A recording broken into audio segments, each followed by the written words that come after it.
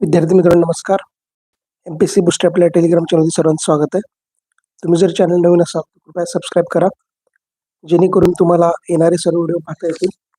तसंच आपलं MPSC booster हे टेलिग्राम चॅनल देखील आहे, त्यावर देखील तुम्ही जाऊन त्याचे मेंबर बना, जेणेकरून तुम्हाला स्पर्धा परीक्षेमध्ये योग्य असं गायडन्स मिळणार आहे.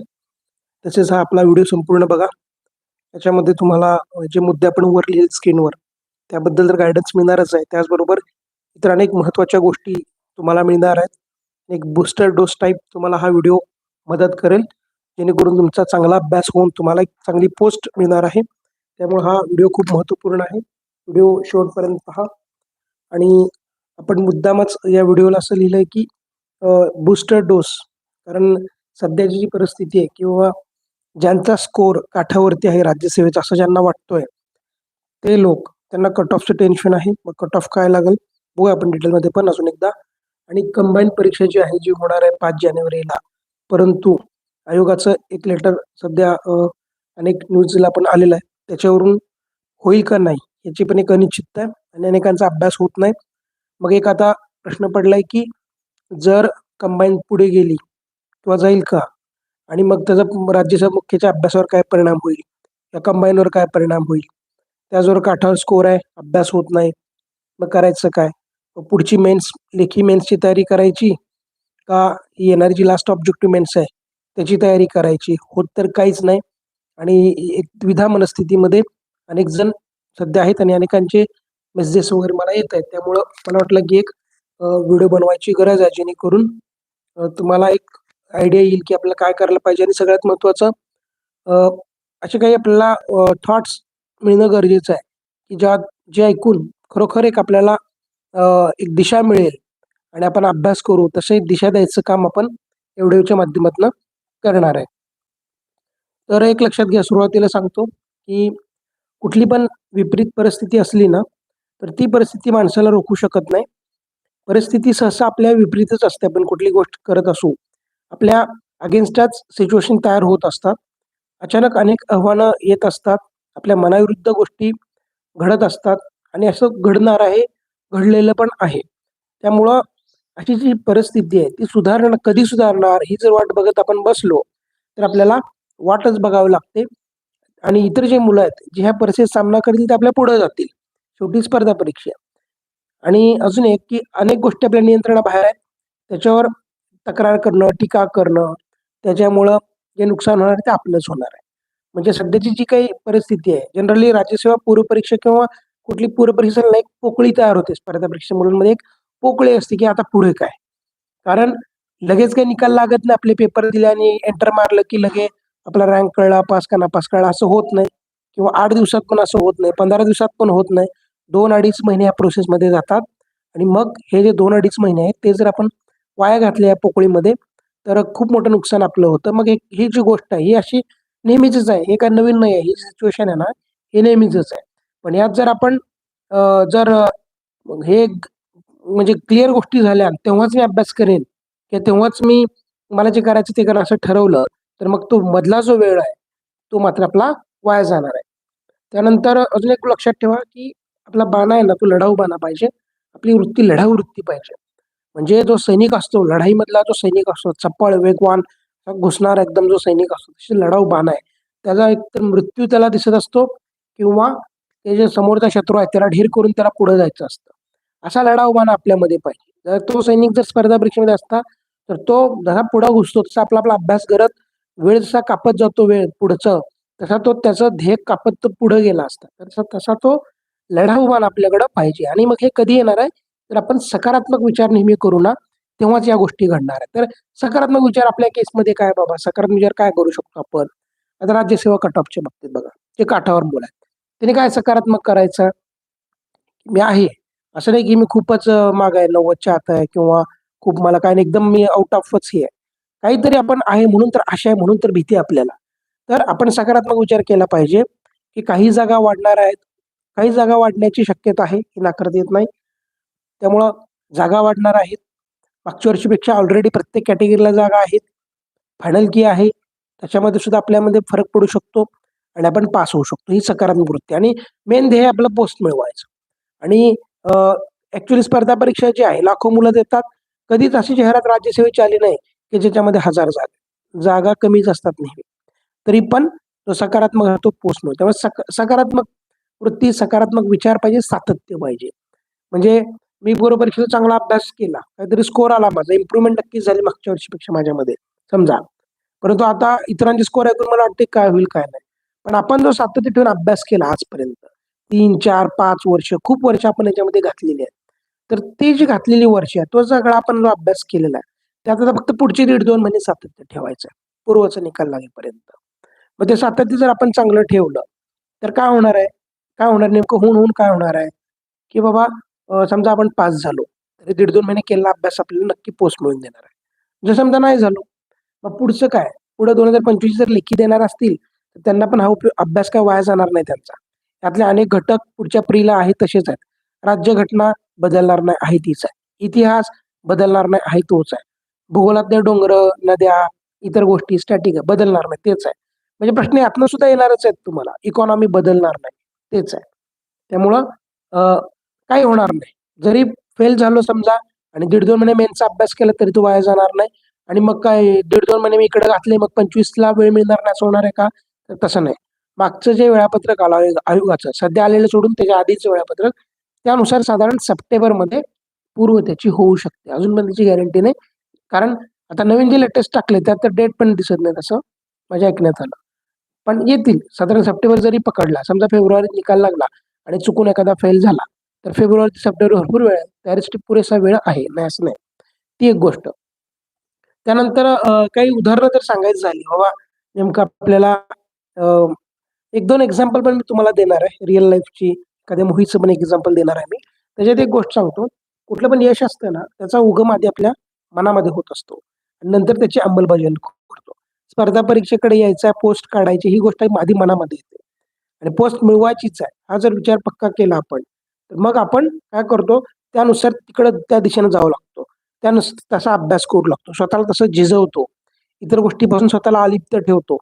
अभ्यासक अभ्यास करतो. ज्याला 4-2 मार्क जास्त आहेत त्याला जाऊन विचारतो, "काय केलं पाहिजे बाबा?" असं आपण त्या दिशेने चालू लागतो. हे कधी जर ती ठिणगी मनामध्ये पडली, मला यश पाहिजेच, तर मग आपण त्या दिशेने जातो. तर ते आधी मनामध्ये कोरा, की मला पोस्ट पाहिजे म्हणून मी इकडं आलोय. भले मी काठावर असलो, तरी असलं हरकत नाही. मला पोस्टकडेच जायचंय. पूर्व परीक्षेच्या मार्कांनी पोस्ट डिसाईड होत नाही. जस्ट एंट्री, मेन्सला एंट्री. मग मेन्सला मी असं काठावर राहणार नाही. आज जी आपली अवस्था झाली ती काठावर असल्यामुळे झाली. मग मेन्सला परत काठावर गेलो आणि मग होईल का इंटरव्ह्यूला मी, मग करू का तयारी इंटरव्ह्यूची? भले इंटरव्ह्यूला जरी गेलो आणि मेन्स काठावर आहे, मग कसं होईल माझं? नुसतंच इंटरव्ह्यूला जाऊन का उपयोग? मग होईल का नाही? मग परत तेव्हा माझं कसं? हे गोष्टी काठावरच्या लोकांच्या बाबतीत घडतातच. आता लक्षात ठेवायचं काठावर आहे ना आपण, तर आपल्याला आता मेन्सला मात्र काठावर राहायचं नाही. मग तसं जर करायचं असेल, तर पुढचे 1.5-2 महिने खूप जोर लावून अभ्यास करावा लागणार. मी म्हटलं की मी काही उदाहरणं तुम्हाला देतो, की आपलं माइंड कसं पाहिजे. आता फिल्मी उदाहरण आहे. पुष्पा मूव्ही घ्या. पुष्पा 1 मध्ये दाखवलाय, की पुष्पा जो असतो तो जेलमध्ये असतो आणि त्याला अ, जे स्मगलर असतात, त्यांना माहिती असते, की पुष्पालाच माहिती आहे, जी बुडलेली ट्रक कुठे आहे, किंवा गायब झालेला माल कुठे आहे. मग ते पुष्पाला व्हॅनमध्ये बसून घेऊन जातात, की दाखवा आम्हाला कुठे आहे ते. तो त्याला दाखवतो आणि दाखवल्यानंतर परत तो त्यांच्या व्हॅनमध्ये बसतो. तर त्याला खाली उतरवतात. म्हणतात, "तू उतर आता, चल, तू चालत ये." मग तो आणि त्याला 5,00,000 त्या गोष्टीमध्ये मिळालेले असतात. तर त्याच्यासोबत जो त्याचा एक सहकारी असतो पुष्पाचा, तो त्याला म्हणतो, की "जा, आता आपल्याला पण एक व्हॅन घेऊन ये." तो म्हणतो, "अरे असं का करतो? आपण परत गरीब होऊ, सगळे पैसे संपतील." तर तो म्हणतो, "तसं नाही. व्हॅनमध्ये आलतो ना मी व्हॅनमध्येच जाणार." हा जो ॲटिट्यूड आहे ना त्याचा, म्हणजे एक हिरो बनण्याचा, हे ठीक आहे, रिअल नाहीये, पण एक लक्षात घ्या, ॲटिट्यूड लक्षात घ्या. तसं व्हॅनमध्ये आलोय मी, व्हॅनमध्येच जाणार. तसं मी इकडे पोस्ट काढायला आलोय ना, मी पोस्ट काढून जाणार. बरे मग काहीही हो. मी प्रयत्न तर करणार ॲटलीस्ट. वर्स्ट केस समजा नाही झालं आणि हे काय म्हणजे सगळं अख्खं आयुष्य असं नाही. नाही पोस्ट मिळाली तर नाही मिळाली हरकत नाही. पण ॲटलीस्ट मी केलो तर, ही तर गोष्ट आपल्याला हे करेल. आता ह्याचं पण पुष्पाचंच एक्झाम्पल घ्या. पुष्पा 2 मध्ये दाखवलंय, की तो जाऊन एका पोलिस ऑफिसरला सॉरी म्हणतो, कारण त्यांचा जो काही बिझनेस आहे त्याच्यावरती खूप मोठा इम्पॅक्ट पडणार असतो. त्यामुळे सगळे लोक याला म्हणतात, "जा त्याला सॉरी म्हण आणि सगळं आपला बिझनेस क्लिअर होईल. आपण अजून श्रीमंत होऊ." मग तो जाऊन त्यांना सॉरी म्हणतो आणि सगळ्यांना वाटतं, "वाह! सगळं क्लिअर झालं." पण वाटेत येताना त्याचं मन त्याला खाऊ लागतं. "अरे बापरे! मी कसं काय सॉरी म्हणलो? मी तर ॲक्चुअल पुष्पा असा नाहीये, की जो असा झुकणारा किंवा थोड्या काही गोष्टींसाठी हे करणारा, असा तो पुष्पा नाहीये." हे त्याला जाणवू लागतं. तो आणि म्हणतो, की मी जी सॉरी म्हणली तर ती स्वतः तिथे जाऊन सांगतो आणि मग खूप प्रॉब्लेम्स होतात पुढे, पण तरी तो ठाम राहतो की नाही मला हे मी असा नाहीये. तसं आपण पण ना स्वतःच्या बाबतीमध्ये फर्म राहिलं पाहिजे. मी इकडे आलोय ना, तर मला मंजूर नाही मागं परत हटणं किंवा थोड्या गोष्टीवरून थोडं विचलित होऊन 4-2 पोरांचे मार्क ऐकून मला मंजूर नाही, की मी पुस्तक बाजूला टाकीन आणि उगाच आकाशाकडे डोळे लावून बसेन, की काय होईल मग? कट कधी लागेल? निकाल कधी येईल? परीक्षा होईल का नाही? असल्या गोष्टीत मला करायच्या नाही. मग असंच असले ना, तर मग आपल्याला इतर लोक चालवतात आणि मग आपलं स्वतःचं जे काय ते राहत नाही आणि मग पुढे यश मिळवणं किंवा ते टिकून राहणं तर मग खूप अवघड होऊन जातं. तर ही गोष्ट लक्षात घ्या. म्हणजे याच्यामध्ये एक अजून एक गोष्ट आहे का, की जिंकणारा जो असतो ना, जेता जो असतो, तो कधीच पळून जात नाही आणि जो पळून जाणारा असतो तो कधीच जिंकत नाही. ॲक्चुअली ह्यातल्या काही गोष्टी आहेत ना, विश्वनाथ बाम सरांचं पुस्तक आहे विजयाचे मानसशास्त्र. ते मी वाचलं आणि मला ते खूप छान वाटलं आणि मला खूप फायदा झाला. त्यामुळं ह्या गोष्टी तुम्हाला सांगाव्याशा वाटल्या मला, की त्यांनी सांगितलं, की जिंकणारा जो आहे ना, तो कधीच पळून जात नाही आणि पळून जाणारा कधीच जिंकत नाही. मनाविरुद्ध किंवा चुकीच्या गोष्टी जेव्हा घडत असतात ना, तेव्हा प्रयत्नपूर्वक आपण स्वतःचा प्रतिसाद म्हणजे आपण जो काही रिस्पॉन्स देतो त्या सिच्युएशनला, त्याच्यावर कंट्रोल ठेवला पाहिजे. त्यामुळे आपली कामगिरी चांगली राहते आणि आपण विजयी होतो. म्हणजे आता मनाविरुद्ध अनेक गोष्टी घडतायत, की निकाल वेळेवर लागत नाही किंवा परीक्षेत तारखा पुढे-मागे घडतायत. मग आपण रिस्पॉन्स कसा द्यायला पाहिजे? या प्रोसेसला आपण कसा रिस्पॉन्स द्यायला पाहिजे? चिड करून किंवा "अरे बापरे! काय होईल?" अनिश्चितता आली म्हणून पुस्तकं बाजूला सारून, की ठीक आहे, जे होईल ते होईल. माझं काम आहे माझ्यामध्ये इम्प्रूव्हमेंट करणं. मला जे काही माझं टार्गेट आहे, ते मला अचीव्ह करायचं आहे, तेवढे मार्क आणायचे आहेत, ती पोस्ट मला काढायची आहे. मी माझं करत राहणार. हा एक रिस्पॉन्स आहे. ह्याचे 2-3 रिस्पॉन्स आहेत. मग मी कुठला रिस्पॉन्स दिला पाहिजे? मी जिंकणार आहे का पळून जाणार आहे? हे स्वतःला आपण वारंवार विचारलं पाहिजे. तर तुमच्यातनं उत्तर येईल की तुम्ही जिंकणारे आहात. मग आपल्याला सगळ्या गोष्टी इतर बाजूला काढून जो काही योग्य प्रतिसाद आहे, जे दिवस येत आहेत किंवा जी सिच्युएशन येणार आहे, त्याला मला योग्य प्रतिसाद द्यावा लागेल आणि तो योग्य प्रतिसाद काय असणार आहे? की मला अभ्यास करावा लागणार आहे. मग तो अभ्यास नोट्स असतील, पुस्तकं असतील किंवा जुने पेपर असतील किंवा माझ्या काही चुका आहेत त्या मला सुधारायच्या आहेत, काही असेल, तर मला त्या गोष्टी कराव्या लागणार आहेत. ही गोष्ट लक्षात ठेवा. अजून एक की प्रत्येकामध्ये गुणवत्ता असतेच. प्रत्येकामध्ये चांगल्या गोष्टी असतात. मग ह्या गुणवत्ता आपल्याकडे काहीतरी आहे म्हणून आपण इकडं आलोय. मग ह्याला आता आपल्याला काय करायचंय, आपली जी निष्ठा आहे, आपली जी ध्येयाची बांधिलकी आहे आणि जी अविश्रांत मेहनत करायची आपली जी वृत्ती असते, ह्या गोष्टी त्या गुणवत्तेला जोडायच्या आहेत. म्हणजे हुशार आहात तुम्ही किंवा तुम्हाला प्रोसेस समजली आहे. मग त्याला काय आता काय सांगायचं आपण आता थोडा मार्ग निसरडा झालाय आपला. गाडी घसरते आपली, साईडला जाते. तर सांगायचं, "बाबा माझी निष्ठा कशावरती आहे? स्वतःवरती आहे, स्वतःच्या स्वप्नांवरती आहे. मला काहीतरी योगदान द्यायचं आहे. मला माझ्या घरच्यांसाठी, माझ्या समाजासाठी, देशासाठी मला काहीतरी करायचं आहे आणि माझं करिअर पण चांगलं होणार आहे मी इकडे आल्यानंतर." तर ही जे काही आपलं ध्येय आहे, जे काही निष्ठा आहे, ह्याची बांधिलकी आपल्याला ठेवायची आणि त्याला अविश्रांत मेहनत लागणार आहे. अविश्रांत मेहनती म्हणजे काय? असं नाही की तुम्ही 24 तास अभ्यासच करा, विश्रांती करा, असं नाही. अविश्रांत मेहनत म्हणजे काय? इतर डिस्ट्रॅक्शन जे आहेत ते सोडा आणि मेहनतीकडे घ्या. मग तेव्हा आपलं विजयवीर जो म्हणतो आपण, ते होण्याचं स्वप्न साकार होतं. विजयवीर उगाच म्हणत नाही. ते वीर वीर शब्द लागतो ना, तो का लागतो? तर त्याला संघर्ष केलेला असतो म्हणून लागतो. संघर्ष कसा आहे? अनेक प्रकारचे संघर्ष, शारीरिक, मानसिक सगळा. या एम-पी-एस-सीमध्ये ना शारीरिकपेक्षा मानसिक संघर्ष खूप मोठा आहे. असे जे काही सिच्युएशन येतात ना, म्हणजे काठावरती मार्क असणं, परीक्षा पुढे जाणं, जागा वाढतील का नाही किंवा इतर काहीतरी प्रॉब्लेम्स येणं. मग ह्याच्या जोडीला आर्थिक प्रॉब्लेम, इतर गोष्टी, विचारणारे 4 लोक, आपले वाढत जाणारे अटेम्प्ट, काही कारणास्तव पेपर पुढे गेले. त्याचे पण वर्ष आपले कोणाला ते दिसत नाही, की कोरोनामुळे 2 वर्ष वाया गेलेत आपले किंवा एक्झाम उशिरा झाल्या, जाहिराती उशिरा ते कोणाला दिसत नाही. लोकांना फक्त दिसतं, की हा करतोय आणि 4-5 वर्ष झाली का होत नाही. असं आहे. मग हे एवढ्या सगळ्या गोष्टींना जर आपल्याला फेस करून जायचं असेल, तर ते एक संघर्षच म्हणावा लागेल तो आणि ते तेवढं सगळं करून आपल्याला विजयी बनायचं हे लक्षात ठेवा. आणि अजून एक लक्षात घ्या, जर आपण निर्धार केला, की मला पोस्ट पाहिजेच यावर्षी, काही होऊ दे, मला पोस्ट काढायचीच आहे. हा निर्धार आपण जर केला, तर कुठलं पण कौशल्य असू द्या. समजा तुम्हाला गणितात कमी मार्क पडतात, पण तुम्ही निर्धार केले, की अरे मला मार्क काढायचेत आणि पास व्हायचंच आहे. तुम्ही निर्धार केला ना, तुम्ही आपोआप लवकर उठाल. तुमची झोपच उडून जाईल आणि तुम्हाला मार्ग आपोआप सापडतील. कुठलं तरी चांगलं पुस्तक मिळेल, कोणतरी मित्र सापडेल, कुठला तरी व्हिडिओ सापडेल किंवा काहीतरी असतं. तुम्ही खोदत बसाल. जेव्हा आपण खोदत बसतो ना, आपल्याला गोष्टी सापडत जातात. ते वारंवार पुस्तकं चाळा, ते जुने पेपर चाळा, ते गणितं चाळा. कसं आहे, काय आहे बघा, वारंवार बघा. विषय चाळा, सापडत जातो. आपल्या आपल्या अभ्यासात 10-12 तास आपण राहिलो ना, पुस्तकं आपली वाचत बसलो 2दा, 3दा, 4दा नोट्स, पुस्तके, जुने पेपर, कसलं पण ते कौशल्य ते मिळतंच आपल्याला. जेवढे काही पोस्ट काढलेले पोरं आहेत, सगळ्यांना आधी असंच होतं, प्री सुद्धा निघत नव्हती. पण नंतर मात्र मेन्सला एवढे भारी स्कोर आले, की त्यांनी एक उदाहरणं सेटअप केली. अशा अनेक लोकांना मी ओळखतो. माझा गावातला मित्रच आहे. आता त्याने तिन्ही पोस्ट काढले, एस-टी-आय-एस-ओ रजिस्टर.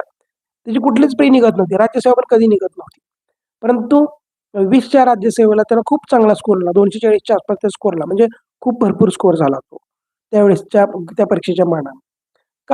आणि इंग्लिश पण त्याचं खूप कच्चं होतं. इतकं कच्चं त्याला काहीच येत नव्हतं. पण पहाटे 4ला उठायचा. सगळं व्होकॅब्युलरी पाठ केली. जे पाहिजे ते हार्ड वर्क केलं. अशा अनेक लोकांना मी ओळखतो. एक नाही, खूप जणांना.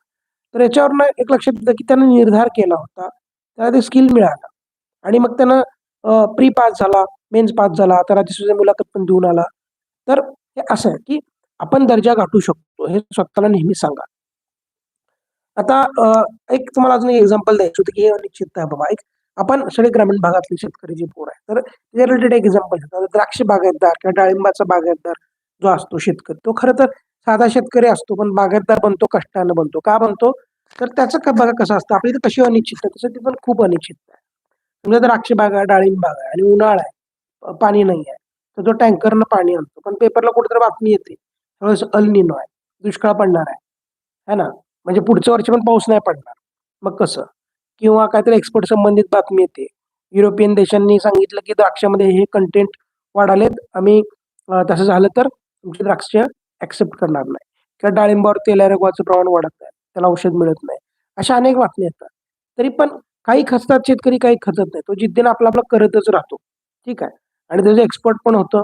4 पैसे तो इतरांपेक्षा कमवतो. मग आपण न्यूजला पाहतो त्यानं बंगला बांधला, काहीतरी मोठं हे केलं, ते केलं. असं. तो का?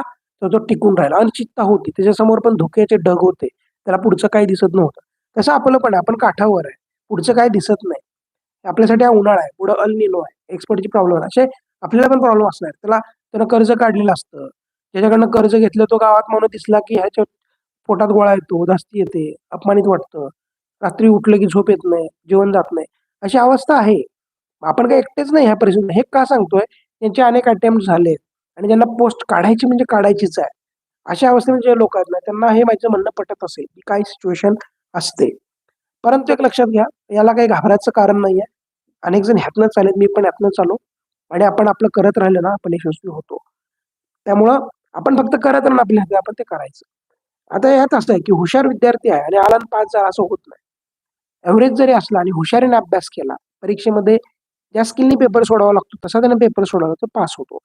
आणि मागच्या वेळेस मला कमी मार्क आहेत, मागच्या वेळेस माझं असं झालं, काही फरक पडत नाही. त्यावेळेस आपण मागच्यापेक्षा चांगला अभ्यास केला, चांगला सराव केला, निश्चितपणे चांगले मार्क पडणार आहेत. कसा आपण पेपर येऊ दे, आपली कामगिरी चांगलीच होणार आहे. आणि आयोग तेच बघतो. तू मागच्या वेळेस काय केलं बघत नाही. तू पोस्ट होल्डर आहे का? तुझं हे आहे का? काही बघत नाही. हां, हे क्वेशन आहे, हे 4 पर्याय, बरोबर आला, हे घे मार्क. असं असतं. मागचं काही चालत नाही. फक्त एवढंच, की आपण एक रेफरन्स म्हणून बघायचं, मागच्यापेक्षा मला पुढं काहीतरी चांगलं करायचं आहे. त्यामुळे मागचा रेफरन्स ठेवायचा आणि त्यापेक्षा मला सरस कसं करता येईल ते आपल्याला बघायचं अजून एक सांगतो, कट ऑफचं पण आपण हेडिंगमध्ये टाकलं. कट ऑफचं लक्षात घ्या. आता मी मध्यंतरी काही ठिकाणी फिरलो. आपल्या स्पर्धा परीक्षा मार्केटमध्ये फिरलो. अनेक मुलं भेटली. मला असं जाणवलं, एक कानोसा घेतात मुलं. एव्हरेज स्कोर काय आहेत बाबा सध्या? मग सांगायचं, हां, माझा पण तेवढाच आहे किंवा +5 सांगायचा. हे असं मी पाहिलेलं आहे. सगळेच करतील का असं नाही. पण असं माझ्या बघण्यामध्ये आलं. अजून 2018-19ला बहुतेक 19च्या वेळेस नाही 18ला तेव्हा 248 काहीतरी कट ऑफ लागला. सी-सॅट सोबत होता तेव्हा मार्कांमध्ये. परंतु निकालाच्या काही दिवस अगोदर अशी चर्चा होती, की 253 प्लस लागणार आहे, 265 प्लस लागणार आहे. अनेक जॉब असणारी मुलं, पोस्ट होल्डर मुलं सुद्धा सुट्ट्या टाकून बसली होती. त्याने अभ्यास करणं सोडून दिलं अशा आकडे ऐकल्यानंतर. पण कट ऑफ लागला किती? 248 5-10 मार्क कमीच लागला. इव्हन मागच्या वर्षी पण तेच झालं. म्हणजे हे असं असतं, की आकड्यात अडकू नका. हे मला सांगायचं राहिलंच म्हणून ही गोष्ट तुम्हाला सांगितली, की आकडे असेच फिरत असतात. आपलं काम आहे, आपला अभ्यास करायचं. आता मग आता करायचं काय? हे सगळं तुम्हाला सांगितलं मी. आता रोज काय करायचं? सकाळी उठल्यानंतर एक्सरसाइज करायचं, एक्सरसाइज करू शकता तुम्ही. त्यानंतर एक 10 मिनिटं स्वतःला द्या. शांत बसा. डोळे झाकून शांत बसा. स्वतःच्या श्वासावरती लक्ष द्या आणि स्वतःला विचारा आपलं ध्येय काय आहे ते आठवा. त्यानंतर मला कुठली पोस्ट पाहिजे यावेळेस किंवा कुठल्या पोस्टची मी एक्झाम देत आहे, ते मी पास होणार आहे, ते मला पोस्ट मिळणार आहे, असं चित्रण करा. हे हे घडतं बरं का, हे करा. तुम्हाला पोस्ट मिळाल्यानंतर कोणीतरी छान असा बुके आणून देणार आहे. तुम्ही घरी फोन करून सांगताय, घरचे तुमचे कौतुक करतायत. हे स्वतःला सांगा किंवा मी प्री दिली आहे, मला छान पेपर चाललेत, मला की चेक केलं खूप चांगले मार्क आलेले आहेत. कंबाईनच्या बाबतीत सांगतो. कंबाईनचं बोलूया आपण डिटेलमध्ये. त्यानंतर मेन्समध्ये पण मला छान मार्क आले, मला पोस्ट मिळाली, असं स्वतःला सांगा. पॉझिटिव्ह राहा. ह्याच गोष्टी सांगा स्वतःला. पेपर पण सोडवताना 2 मिनिटं आपण 10 मिनिटं आधी बसायचं, सांगायचं हे सगळे विषय मी सोडवतोय, मला छान मार्क पडतायत, मी बेस्ट आहे, पण आपण टॉपचे स्कोर येणार. हे सगळं सांगा, हे घडतं. तर कंबाईनच्या बाबतीमध्ये थोडंसं बोलायचं राहिलं, की कंबाईनची अनिश्चितता, की बाबा पेपर पुढे जाणार आहेत का? मग फेब्रुवारीत होणार आहेत का? का होणार आहेत ह्या तारखेला? एक लक्षात घ्या, बेसिक गोष्ट. होणार आहे का? शक्यता आहे का? शक्यता कुठलीच नाकारता येत नाही. परंतु जोपर्यंत त्या आयोगाचं परिपत्रक येत नाही, की बाबा असं-असं झालंय, तोपर्यंत सध्याच्या आयोगाने डेट सांगितली तीच डेट आहे असं मानणं शहाणपणाचं ठरतं. कारण एक किस्सा सांगतो 2022च्या मुख्यचा. ती जी केस होती कोर्टात पिट्युटरी ग्लँडची, त्यामुळं पेपर पुढे जाणार हे 100% खरं असं बातम्या फिरत होत्या. परंतु उद्या पेपर आहे आणि आज आयोगानं सांगितलं की पेपर होणारच आहे. मग अशी गोष्ट जर घडत असेल आणि 1% जरी तशी शक्यता असेल, तर आपण रिस्क नाही घेतली पाहिजे. विशेषतः कंबाईन करणारे जे मित्र आहेत, त्यांनी लक्षात ठेवलं पाहिजे की जोपर्यंत आयोगाचं येत नाही नोटिफिकेशन, तोपर्यंत तुम्ही फुल डेडिकेशननं कंबाईनच केलं पाहिजे. मग आता म्हणजे प्रश्न मला येतात म्हणून सांगतो, की मग कंबाईन पुढे गेली तर काय मग? मग राज्यसेवा पण धड होणार नाही. कंबाईन प्री पण धड होणार नाही. मग आम्ही काय करायचं? आता समजा कंबाईनला एक 18-19 दिवस बाकी आहेत आता. हं. आणि आयोगाने समजा एक 15 दिवस कमी असताना काहीतरी सांगितलं, बाबांनो पेपर पुढे गेले. मग परीक्षा 15 दिवस कमी असताना तुम्ही कंबाईनचा अभ्यास करत होता आणि परीक्षा तुमची 15 दिवसानंतर होती. मग ही सिच्युएशन आपण तशीच पॉज करून ठेवायची, पॉज करून ठेवायची. YouTubeचा कसा व्हिडिओ पॉज करून ठेवतो नंतर पाहिजे तर तिथून चालू करतो ना, तसं ती पॉज करून ठेवायची. पुढे गेली म्हणलं आणि तुम्हाला जर राज्यसेवेचा झोकून अभ्यास करायचा आहे, तर कंबाईनचं मटेरियल बाजूला ठेवायचं. पण हे कधी जर 1 महिना, 1.5 महिना पुढे गेली तर. लगे असे 8-10 दिवस पुढे गेले तर कंबाईन केलेलंच बरं राहील. तर मग काय करायचं? ते कंबाईन पॉज करायचं, बाजूला ठेवायचं. राज्यसेवेला घ्यायचं आणि पटकन राज्यसेवा जोरात चालू करायचा. आणि मग कंबाईनची काय तारीख आली समजा आणि त्याच्या एक 15 दिवस आधी पॉज आपण 15 दिवस आधी केली आहे कंबाईनची तयारी.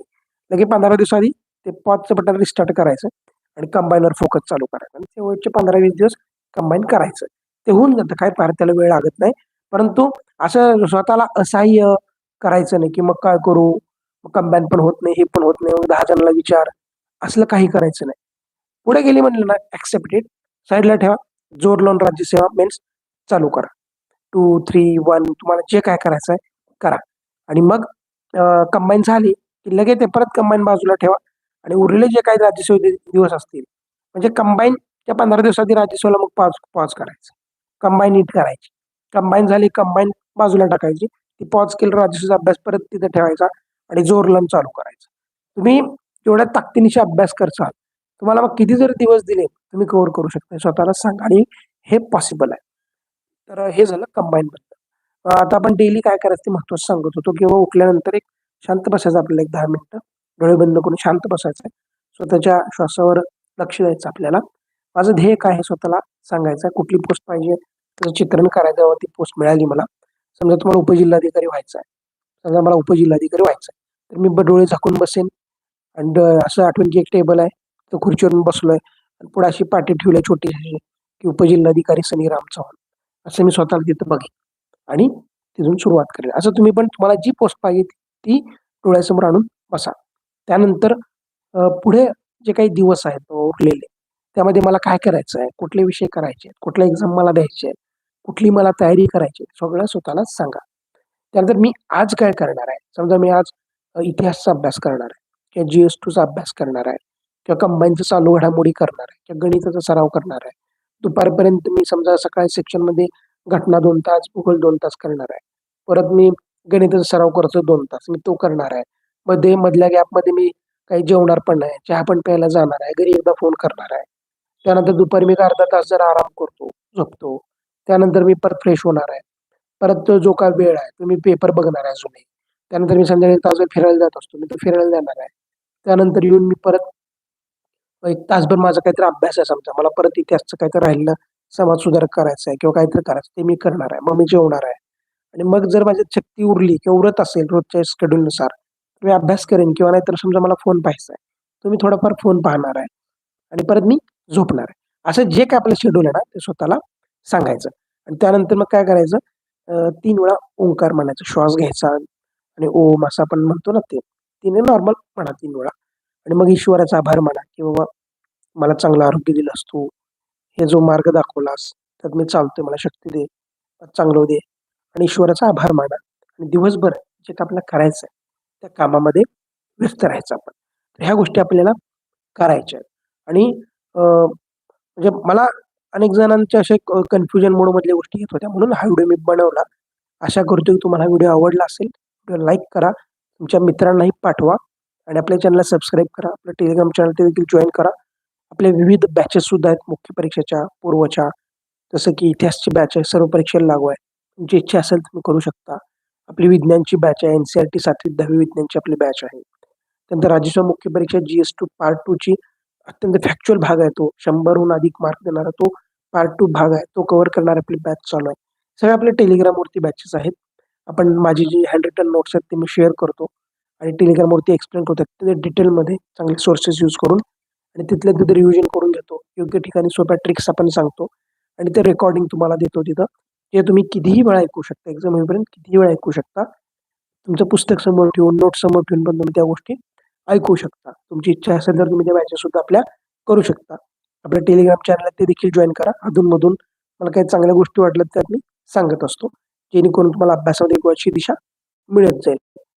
तर व्हिडिओ पाहिल्याबद्दल धन्यवाद. तुम्हा सगळ्यांना परीक्षा तयारीसाठी ऑल द बेस्ट आणि तुम्हाला तुमची जे काही पोस्ट पाहिजे ती मिळो, ह्या तुम्हाला